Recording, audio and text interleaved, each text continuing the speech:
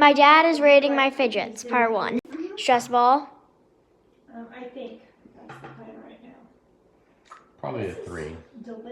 Next up, another stress ball, but a different, kind of texture. It's not cheesy because it's not 8 or 9. like it would Do it, squishy. when it was thin. Okay. Globbles, and I told him to be careful because I don't want them to pop. I don't like these.